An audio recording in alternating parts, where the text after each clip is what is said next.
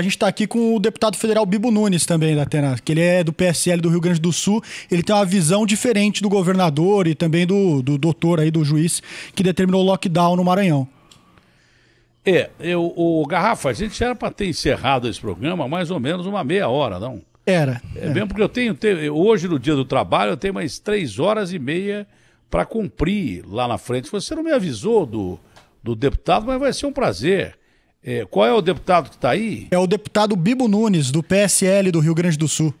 Deputado Bibo Nunes, é um prazer falar com o senhor. Acho que o presidente Bolsonaro esteve aí ontem no Rio Grande do Sul, não é isso?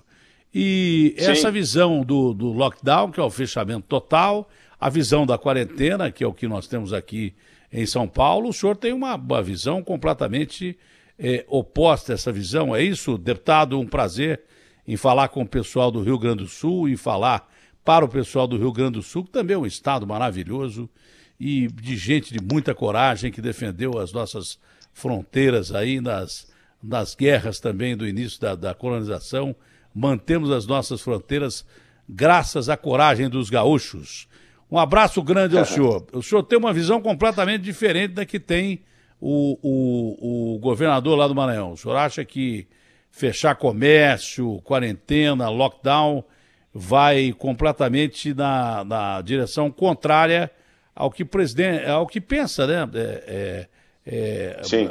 A maioria desses governadores e até juízes que estão tomando essa posição, mas na posição do Bolsonaro, que se o cara ficar em casa, ele morre de fome e não morre de Covid.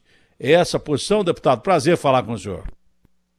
Olha, o prazer é todo meu, da Atena. Muito obrigado por essa deferência aí aos gaúchos, o povo que mais lutou defendendo o Brasil. E alguns falam que o gaúcho é separatista. Um grande engano. O gaúcho é quem mais ama o Brasil e quem mais defende o Brasil. Muito obrigado por essas considerações. Agora, eu não cheguei a ouvir tudo que falou o governador, o Dino, o governador comunista, né? E o que eu digo é o seguinte: nós temos uma visão de que o mundo, ninguém tem a real consciência de como se espalha esse vírus. Eu, por exemplo, eu sou da corrente que esse vírus não tem como segurar. 70%, 80% da população vai ter esse vírus, mesmo que não apareça. Pode ser de uma maneira assintomática, pode estar, por exemplo, imune, como é o meu caso. Então, eu não vejo quebrar a economia quando o vírus ele estará ao natural andando. Então, eu acredito que o isolamento vertical, onde as pessoas que estejam bem, os jovens, quem não tem comorbidade, quem não tem doença crônica e não sendo idoso, deveria estar trabalhando com todos os cuidados. Pode estar usando máscara, se for o caso, se bem que a máscara eu também questiono um pouco o momento e aonde usar a máscara. Então, com todo cuidado, o Brasil continua andando, porque veja o imenso prejuízo que nós estaremos tomando na economia do Brasil e também do mundo. E muitos países que adotaram aí o isolamento horizontal acabaram sendo contagiados. Esse vírus, ele contagia de uma forma impressionante. Só que esse vírus, para quem é jovem, para quem não tem doença crônica, com uma cloroquina, com certeza derruba. A cloroquina, nós já vimos em vários lugares, o próprio responsável pela saúde aí de São Paulo, ele se curou com cloroquina e não queria admitir. O presidente de um grande grupo aqui da RBS no Rio Grande do Sul também se curou com cloroquina. A cloroquina, Datena, antes dessa pandemia, era vendido na base de $4, $4, $5. Inclusive, comprar a cloroquina não precisava nem receita. Não tem efeito colateral e cura. Agora, eu estou doente, estou mal. Custa tomar um remédio que é barato e que pode curar? Eu não entendo isso. Aí que eu digo, são os urubus de plantão com olhos na nuca, que se olham para trás e querem que a pandemia provoque muitas mortes no Brasil para culpar o governo Bolsonaro. Essa é a verdade. Mas não vai acontecer, porque o vírus, de qualquer maneira, estaria se espalhando. Veja nos demais países Olha o que é a tecnologia, a medicina nos Estados Unidos, não tem como segurar. Ele vem. Datena, não sei, talvez você já tenha passado, ou até seja um portador do vírus também e não sabe. Você pode ser um assintomático. Esta é a real. Então, até agora eu não sei, mas eu já comecei a desconfiar. O senhor disse que está imunizado, o senhor passou por isso? O senhor fez teste, o senhor está imunizado? Eu fiz ontem, quando eu vim para Porto Alegre com o presidente Bolsonaro, todos nós fizemos um pequeno teste que a gente colocar na testa, né? Fizemos. E eu estou muito bem, obrigado. Eu faço algo. Eu sou muito da medicina tradicional ou prevenções normais. Por exemplo, eu sou dos que acreditam e funciona. De manhã cedo, um limãozinho com água morna. Ajuda, combate vírus, combate muita coisa ruim no organismo. Então, quem está doente, as pessoas que morrem aí, Datena, pode ver, são pessoas que já estão com N problemas, e aí chega lá, foi o coronavírus. Então tem que modificar. Claro que é uma pandemia, temos que ter todo cuidado, mas também não podemos acabar com a economia do país. Olha só, olha esse dado, Datena. Esse dado é para quebrar firma. Olha só, o último levantamento da Organização Mundial da Saúde, 140 mil pessoas morreram no mundo de sarampo, que é uma doença que tem vacina. Por que não falam isso? No ano passado, no Brasil, morreram 2 pessoas por dia com H1N1. Eu não estou menosprezando, não estou inferiorizando o coronavírus, de jeito nenhum. Mas também não podemos quebrar a economia. E o pior, muitos lugares no Brasil, no primeiro momento, estavam deixando o hospital atendendo única e exclusivamente coronavírus. E as pessoas que tinham que fazer radioterapia, quimioterapia, uma hemodiálise, uma cirurgia, transferiam. Vem para daqui a 30 dias. Aqui no Rio Grande do Sul, o Instituto do Câncer Infantil, o diretor Bruneto me falou, Bibo, olha, uma criança quase morreu porque não queriam ceder um leito para a criança, porque tinha leitos vazios esperando vítimas do coronavírus. Então nós temos que ser mais realistas e menos alarmistas. Eu estou com todo cuidado, com toda a prevenção, mas temos que ser realistas, só isso, Datena. Olha, o Bolsonaro está falando em live agora. É isso, Rafa? Estou tentando achar aqui, Datena, na sequência que eu já posso trazer a informação. Olha, você foi melhor, viu, Rafa? Porque eu entendi que o Bolsonaro está falando em live nesse momento. Quer botar o Bolsonaro ao vivo ou saio? Não. É mesmo porque se o presidente falar... Não é isso, não. O senhor podia até acompanhar com a gente, até ver o que ele está falando. Mas é que eu recebi um alerta da live do presidente, pode ser alguma coisa importante. Agora, o senhor pode aguardar e depois pode até comentar a live do presidente. É que eles estão procurando. É que eu recebi aqui a informação da live do presidente. Acabou de chegar agora. Agora, os estados do Sul têm por tendência serem mais afetados, pelo que dizem aí, por causa do frio, né, no inverno. O senhor acredita que isso possa acontecer realmente aí no sul do país? Sim. Acredito que o frio é o ambiente propício para o coronavírus. Hoje, os estados menos afetados no Brasil são os estados do sul. Onde menos morrem pessoas é aqui no sul. O ambiente ideal para o coronavírus, para ele surfar na onda, é de 0 a 10 graus. Nós, no Rio Grande do Sul, temos aqui atualmente uma temperatura que não baixou de 18, 20 graus, o que para nós é uma temperatura excelente. Agora, vindo o frio, o vírus vem com muito mais força. Só que eu acredito que ele já esteja caindo. A famosa curva já está sendo achatada. E nós aqui estamos bem prevenidos. O governador, o prefeito de Porto Alegre tomaram atitudes cabíveis. E tanto é que o Rio Grande do Sul, só a grande Porto Alegre, é que está com isolamento. Todo o Rio Grande do Sul, a região industrial de Caxias do Sul, todo o estado está tranquilo hoje. Está indo bem. Tranquilo não, com todo o cuidado necessário. E está indo bem o estado. Faz aí uns 10 dias, E o número de mortes no Rio Grande do Sul é dos mais baixos, se não o mais baixo proporcionalmente no Brasil. E veja que há 10 dias o interior do estado está funcionando normalmente. Então, Datena, eu não sou médico, não sou infectologista, mas eu leio muito. E esse vírus espalha de qualquer maneira. Está aí o exemplo do Rio Grande do Sul. Está liberado e continuam as pessoas morrendo no mesmo nível baixo que está na Grande Porto Alegre, aonde, inclusive, morrem mais pessoas na Grande Porto Alegre, que está isolado.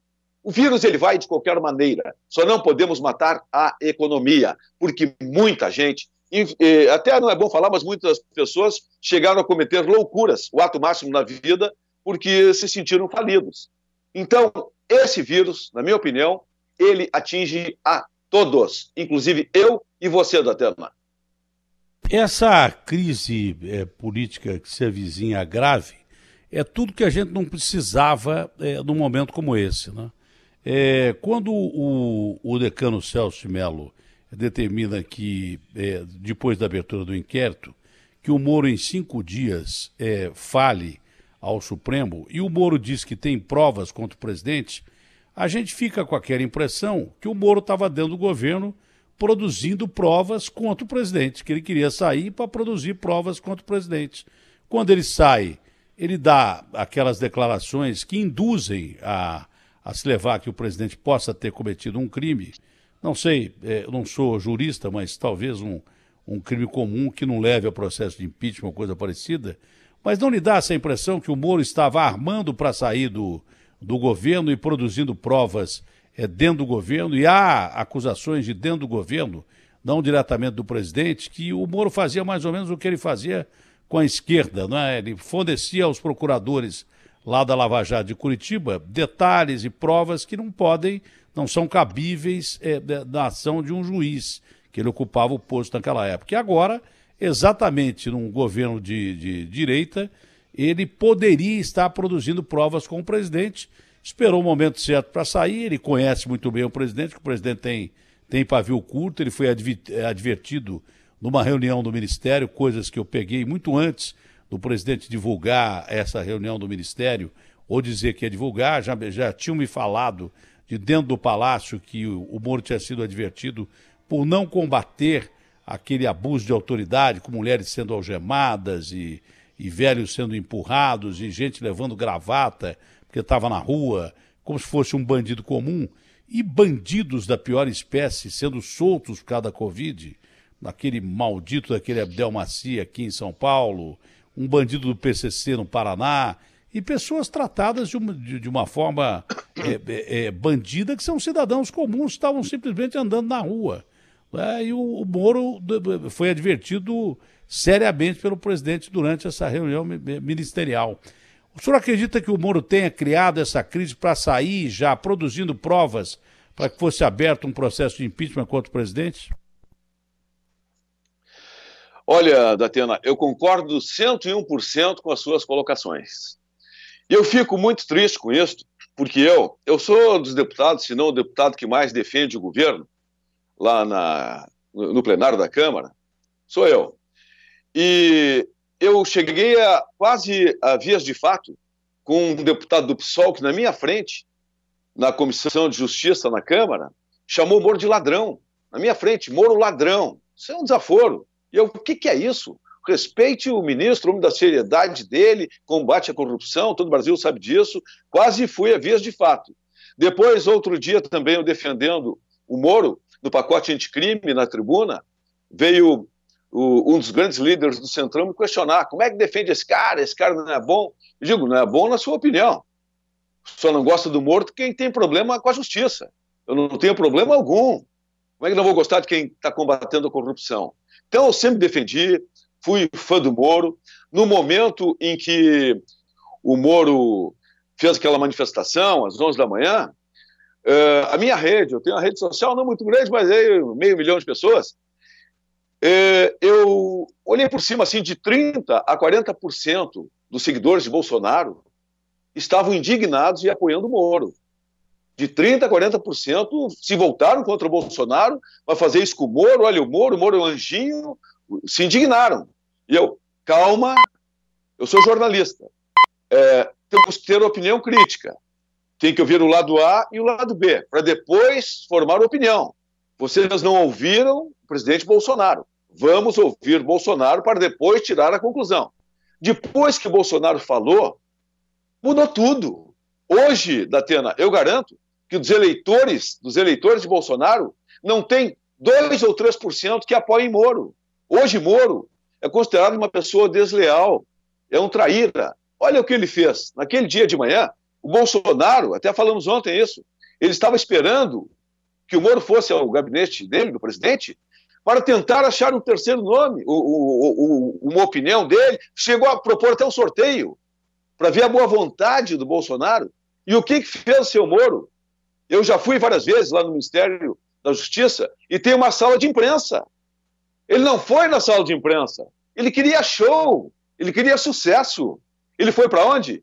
Ele foi pro auditório. Ele queria muitas luzes, que com essas luzes ele imaginava uma bomba nuclear acabando com o presidente Bolsonaro, pegando pelo menos 50% do seu eleitorado para ser candidato em 2022, e digo até o partido, provavelmente pelo PSDB, provavelmente, ou outro.